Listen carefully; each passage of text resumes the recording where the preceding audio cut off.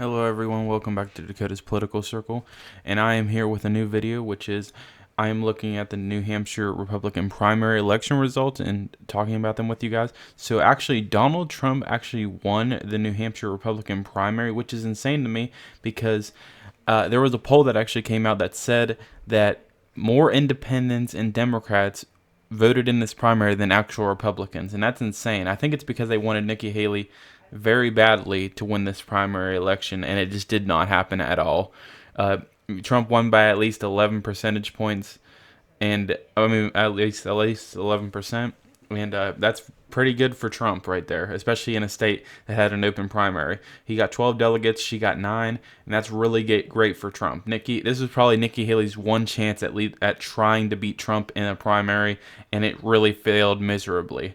And for Trump, this just worked out so great for him that it's going to be so great for other states, because when he gets in other states like South Carolina, Texas, and all those states, guaranteed to win those states. Nikki Haley most likely is going to be getting out of this primary come South Carolina after she loses, most likely.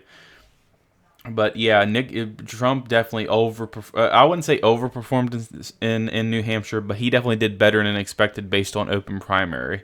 Because I think he was expected. I'll show it in a second, but I think he was expected to win it by 19 percentage points, but he only won it by 11, which is still really good considering that it was an open primary and so many Democrats and independents voted in this.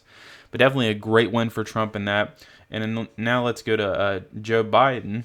So Joe Biden only got 55%, and he was a write-in candidate, by the way, and he only got 55%. And honestly, for an incumbent, that's not too great. So honestly, for Joe Biden, I don't think that was a good look for him, and not really a great thing for an incumbent to only get 55%. He should be getting around like 80 to 90, maybe even just 75. But 55% is pretty awful for especially a Democrat in New Hampshire as an incumbent. That's not that great for him at all. And even Dean Phillips got 20%, and some write-ins. There's Murray Williamson down there. But that's definitely not a good look for Joe Biden. It just shows that people just really don't want Joe Biden right now. Now, the Democrat Party obviously is going to vote for him, but it definitely isn't a great look for that at all. Okay, let me show you the delegate tracker. So Donald Trump actually has 32 and Nikki Haley has 17. So it is definitely going to be Trump all the way through. I think it's going to be Trump easily winning all these delegates. When Super Tuesday comes, Trump's going to freaking demolish Nikki Haley, and it's just going to happen. She's going to be getting out of the race. At bare minimum, I think she's getting out of the race after Super Tuesday's election. But I think, personally, she's getting out after the South Carolina primary. But when Super Tuesday comes, if she's still in it, she's screwed. Like, at that point, it's over. Trump's going to be the nominee, and her campaign will be done. So I also want to show. Here's what her the final results for Trump in the New Hampshire primary and the RCP average. So Trump got 11%, obviously, just what I talked about.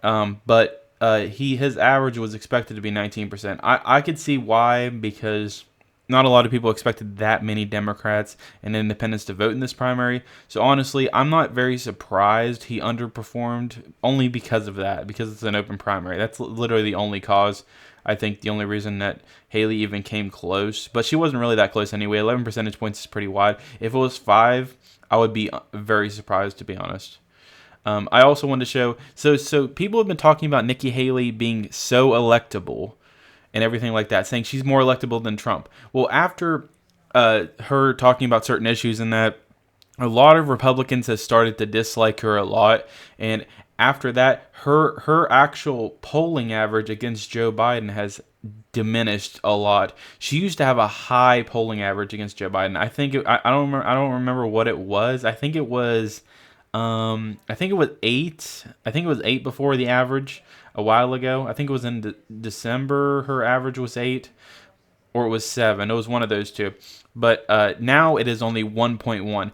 Now, obviously, she could still win the election, but let me show you something right here. Trump's average has went up and up and up, and he is now almost at 4 percentage points over Joe Biden. And Joe Biden's going down and down and down. Like, at this point, Trump is way more electable than Nikki Haley. And honestly, at this point, if I was Joe Biden, I would be hating on Trump, saying Nikki Haley is better and all this kind of stuff. I don't know, just trying anything he can to get Nikki Haley elected, because his only shot at this point is against Nikki Haley, because right now against Trump, he is gonna get destroyed. Like, if this keeps going up, like, obviously it went down a little bit ago and it was like between 0.6. But this is just going to keep going up. No one likes Joe Biden. Everyone's tired of him. And with every single poll almost, except this poll, he is literally up by on an average of 4 percentage points. And that's crazy to me, because in 2016, Hillary Clinton had a 2.7 average. And let me actually get back to it. So she had a 2.1 average in the end, and she lost. And her average before that was 3.2. But with a 2.1, she still lost. And that was like the final. So honestly, Trump doesn't even need to be leading to win this election.